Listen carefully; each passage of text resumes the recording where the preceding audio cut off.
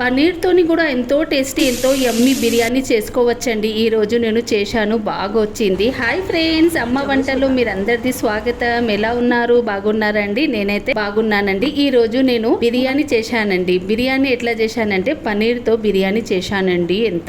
ఎంత టేస్టీ ఎంత యమ్మీ వచ్చింది. సమ్మర్ ఉంది కదా ఫ్రెండ్స్, పిల్లలకు ఏదైనా చట్పట తినాలనిపిస్తుంది. అందుకే నేను పన్నీర్తో చేశానండి. ఫస్ట్ నేను ఏం చేసినానంటే పన్నీర్ క్యూబ్ లో కట్ చేసుకున్నా.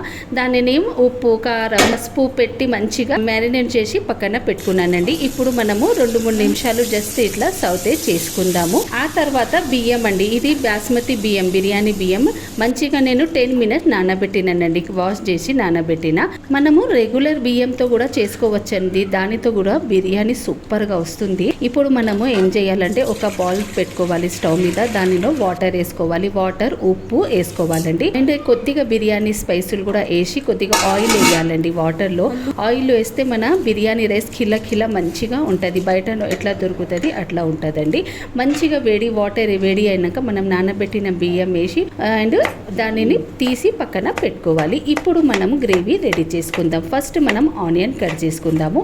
బిర్యానీ సేమ్ మనము ఆనియన్ ఎట్లా ఫ్రై చేస్తామో అట్లనే ఫ్రై చేసుకోవాలి. తర్వాత టమాటాలు నేను ఇక్కడ ప్యూరీ చేసినానండి. మంచిగా ప్యూరీ చేసి అది కూడా పక్కన పెట్టుకోవాలి. ఇప్పుడు స్టవ్ మీద ఒక బౌల్ పెట్టుకోవాలి. అందులో నూనె వేసి కొన్ని బిర్యానీ స్పైసులు వేసి మనం ఆనియన్ వేసుకోవాలండి. ఆనియన్ మంచిగా గోల్డెన్ కలర్ వచ్చే వరకు ఫ్రై చేసుకోవాలి. ఫ్రై చేసినాక ఇందులోనే కొద్దిగా అల్లం వెల్లుల్లి పేస్ట్, పసుపు వేసి అది కూడా పచ్చి వాసన పోయినంత వరకు మిక్సీ చేయాలి.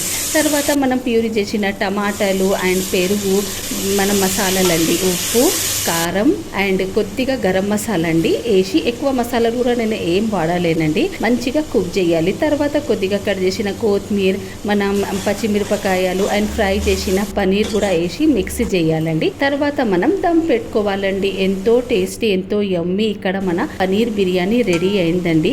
ఈ రెసిపీ మీరు కూడా ట్రై చేయండి ఫ్రెండ్స్. మీకు ఎలా వచ్చింది కమెంట్ చేసి చెప్పండి ఫ్రెండ్స్. ఇక్కడ చూడండి, నేను మంచిగా లేయర్ పెట్టుకున్నానండి. పైనుంచి కొద్దిగా కొత్తిమీర, పుదీనా అండ్ కట్ చేసిన మనం మంచిగా వేసుకోవాలి. తర్వాత ఆనియన్ వేసుకోవాలండి.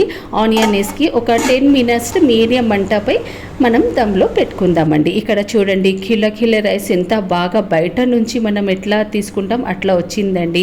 మన పన్నీర్ బిర్యానీ రెడీ అండి. మీరు కూడా ట్రై చేయండి. నా ఛానల్కి సబ్స్క్రైబ్ చేయండి. మళ్ళీ కలుద్దాం. Okay, bye bye.